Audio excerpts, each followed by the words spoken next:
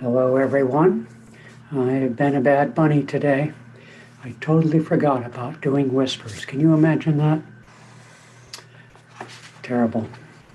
Today's reading is number 153 from Whispers from Eternity, and it's entitled by Paramahansa Yogananda. Its author, Teach Me That My Senses Contact Nothing But the Good.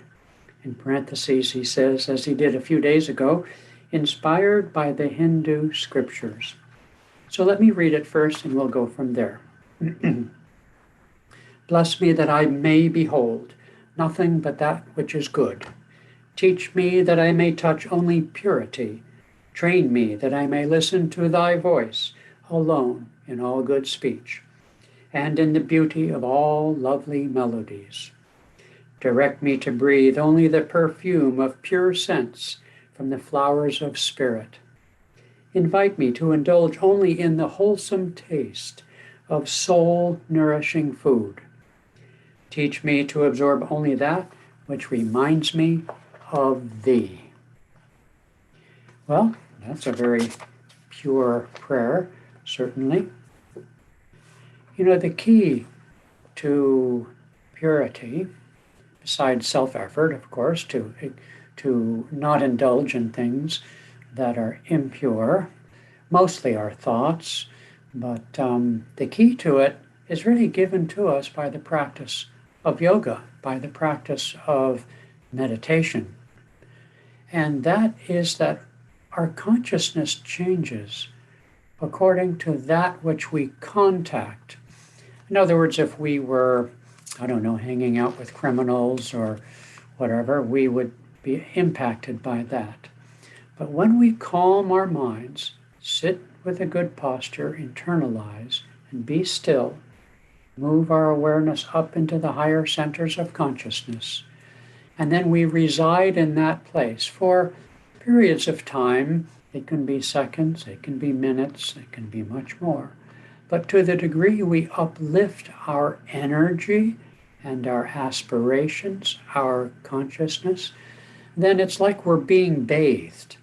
I'm not saying efforts to restrain oneself from impure habits and thoughts isn't also necessary, but the gift of yoga, by which I mean meditation, the gift of yoga is the baptism in the Holy Spirit in the spine, in the subtle energy body and its main channel, akin to, next to, but different from our physical vertebrae, our physical spinal cord. It's on the inside. And so when we bathe in the stillness, looking up with our heart open, you can do that. I'm looking out the window here over at Port Susan and beautiful clouds and some blue sky, and just saw a garbage truck come by talking about purity. But, you can do this anytime. It's better and more focused and deeper if twice a day you sit for that purpose alone and use an effective meditation technique. But nonetheless, not only can you, but you really should, throughout the day, do this, whether in the physical way I'm doing it here before you, or mentally. I like, you can't see the camera, but down here, but like this, and you look up, maybe just slightly to one side, depends, But when we do that, and the restless mind subsides from a rough sea, let's say, or a raging river into a beautiful pond or a bay like I'm looking at right now, still and so forth, a vast ocean.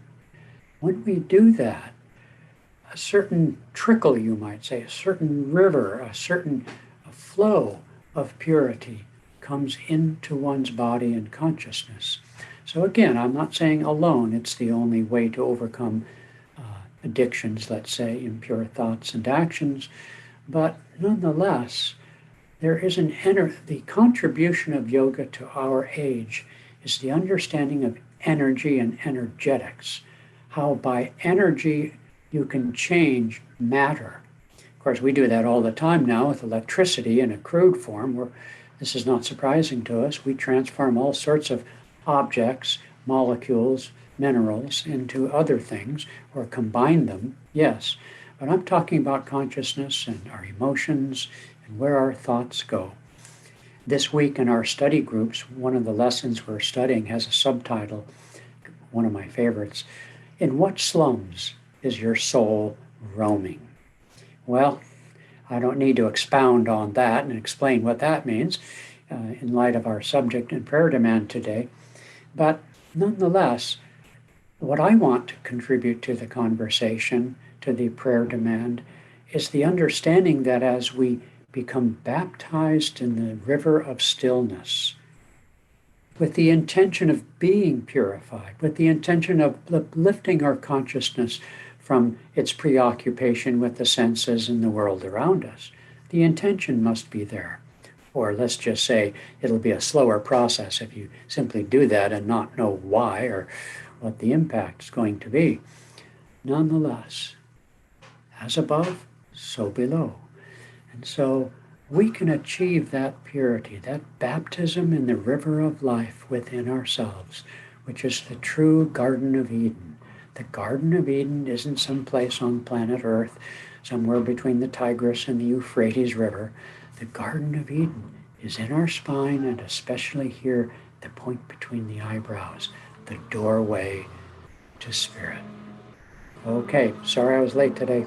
Padma won't be late tomorrow, I can